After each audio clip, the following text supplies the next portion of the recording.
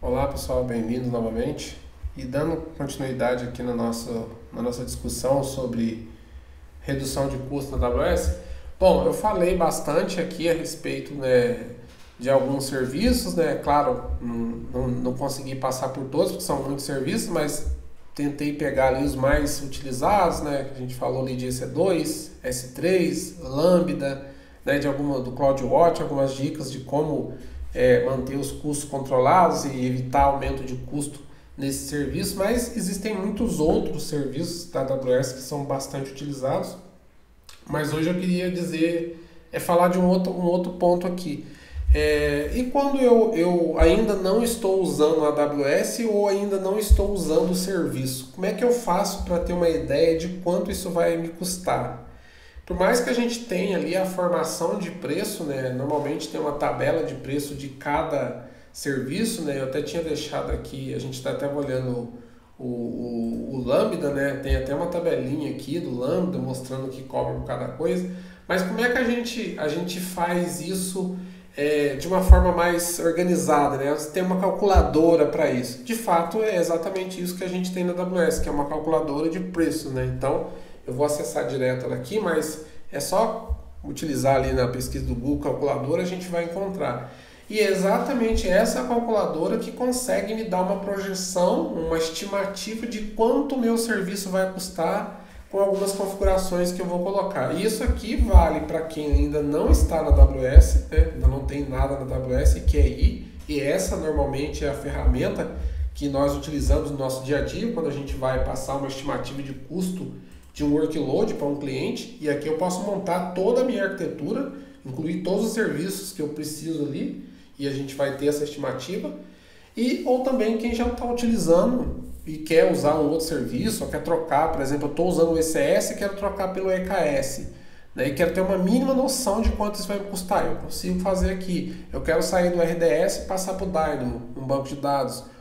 Quanto vai custar? Ou eu quero decidir se eu uso o RDS ou o Dynamo. Óbvio que aqui a gente está falando de dois bancos de dados, relacional e não relacional. Tem muitas coisas que precisa levar em consideração. Mas vamos imaginar que a gente já avaliou e nos dois suporta o que eu quero fazer. Eu quero saber a questão de custo. Eu consigo ver aqui. Então essa é a ideia da calculadora. Então eu vou fazer uma demonstração rápida aqui, só para vocês entenderem. Então aqui a gente define qual região que a gente vai usar, né? Eu posso colocar aqui um nome, né? Demo calculadora. Eu posso escolher qual região eu vou colocar o meu serviço. Aqui ele já abriu para mim no serviço do Lambda, né, porque eu entrei pelo Lambda ali. Mas aqui, pessoal, deixa eu voltar aqui no começo para vocês verem. Aqui essa é a carinha da calculadora, né, que tem a explicação do que ela é. Então eu vou aqui criar uma estimativa. Aqui eu tenho disponível 153 serviços, né? Aqui a gente pode trocar a região, por exemplo. Ó, se eu pegar aqui, cadê São Paulo? Aqui, ó, Sul de América São Paulo, a gente viu que tem menos serviço disponível, tem 119, e a gente estava no norte de Virgínia, a gente tem 177, são mais serviços. E aqui a gente vai trocando, vai mudando, ó, 150, eu vou deixar em Virgínia. Então aqui eu coloco a região e aqui eu vou buscar o serviço que eu quero avaliar. Então, por exemplo, vamos pegar um Lambda.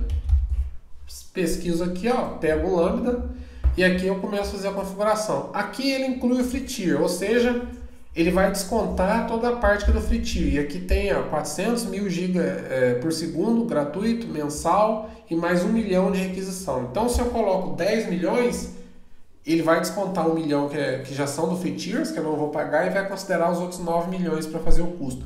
Se eu já quero pular isso e quero ficar sem considerar, eu clico aqui, ó, não vai considerar free tier. Então, beleza.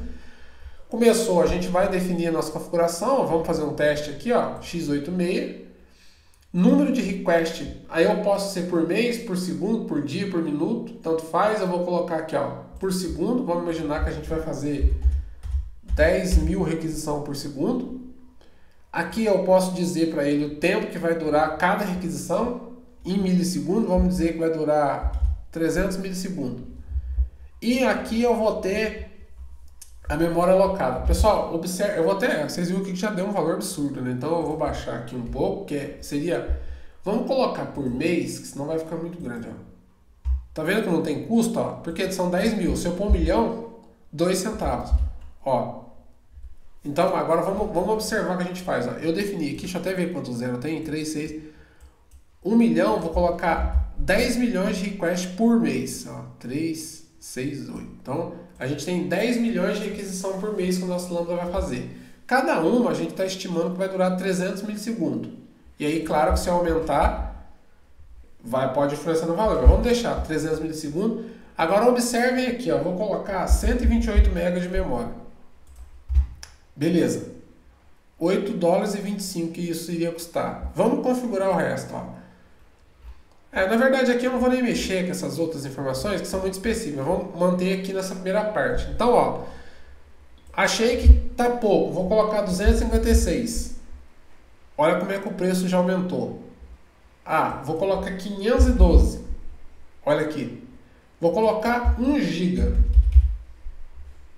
Olha o valor. Quero colocar 5 GB. Eu vou até trocar para giga para facilitar. Vou colocar 5 GB. Olha a diferença.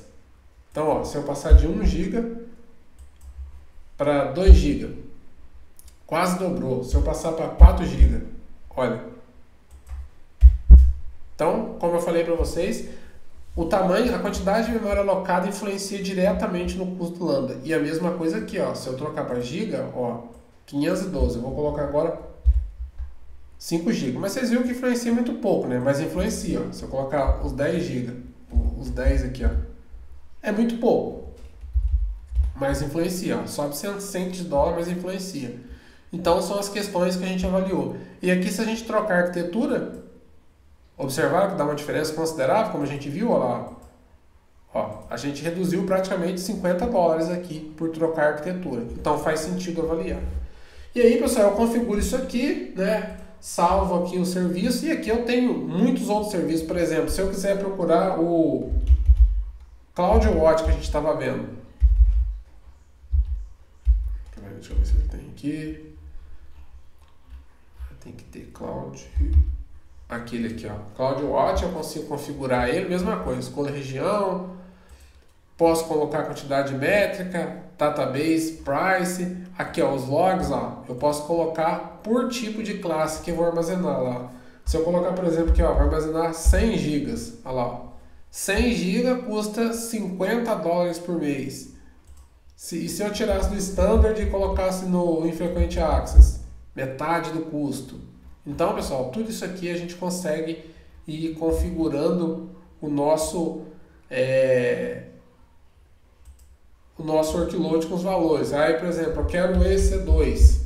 Mesma coisa, eu pego o EC2 aqui e aqui eu configuro tudo que ele tem. Ó, olha lá.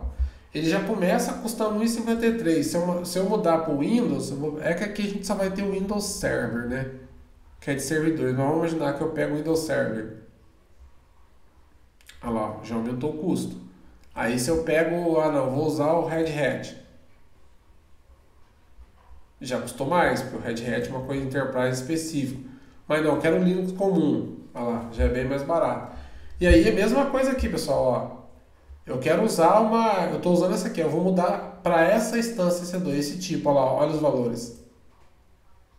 E aqui eu posso pesquisar todas as famílias aqui, ó.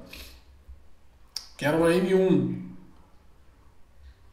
E aí eu posso selecionar aqui com 36. E aí eu vou selecionando. E aqui tudo eu consigo configurar. E aí eu tenho uma estimativa do custo do que eu vou fazer, né? No caso aqui eu coloquei o exemplo do Lambda que a gente falou, né? Eu coloquei, eu posso dar um view summary, o resumo, ó. O Lambda que a gente configurou tá aqui, ó. Se a gente quiser ver as configurações dele, a gente abre aqui. E aqui ele estimou para mim, ó, vou gastar isso por mês e durante um ano eu vou ter esse custo aqui, ó. Então aqui já dá uma visão muito objetiva de qual vai ser a minha estimativa. Lembrando que é uma estimativa, claro que isso pode ter diferença na prática, né? Porque eu estou estimando ali com base nas informações que eu estou passando. E isso aqui vai me ajudar a ter uma visão do que eu estou usando ali na AWS. Se for serviço já em execução, aí eu não preciso usar a calculadora, né? A calculadora seria para serviço que eu não estou usando ainda, que eu pretendo usar. Se eu tiver em execução, aí eu saio da calculadora e eu tenho coisas mais objetivas aqui, né? Por exemplo, aqui, ó, gerenciamento de cobrança, deixa eu ver aqui, eu acho que, não sei se vai estar aqui dentro, mas a gente pode usar no Cost Explorer, que Vai ficar bem mais interessante aqui. Aqui ele já tem um detalhamento, ó. Como a minha conta de estudo aqui, ela não tem muita coisa que eu uso, mas aqui, ó. Aí eu já tenho uma visão, aqui eu só estou no gerenciamento de fatura. Aqui, ó, o explorador de custo. Se eu já tenho serviço provisionado, aí eu olho aqui, ó, a gente tem um relatório. Aqui pouquíssima informação que eu tenho, né, porque quando estudo aqui, ó, eu já tenho um detalhamento de tudo que eu usei, ó. Tá vendo aqui, ó? Eu consigo ver todos os serviços. E aqui eu consigo fazer vários filtros, ó. Então, aqui no Cost Explorer, no explorador de custo, é para quando eu já tenho um workload de execução na AWS. Aí eu olho aqui eu vejo que eu estou gastando, né? Com base nisso aqui eu posso tomar algumas medidas, criar um orçamento limite, que quando atingiu aquilo eu faço automação para desligar recurso, impedir que suba mais recurso, né? Então aqui é um explorador de custo do que eu já tenho. E quando eu estou pensando em usar e quero ter uma noção de valores, aí sim eu venho na calculadora, né? Tá aqui. Acho que eu fechei ela. Aqui. E aí eu venho na calculadora e aí eu faço uma estimativa daquilo que eu quero usar. Bom, pessoal, então era isso. Espero que vocês tenham gostado e até a próxima.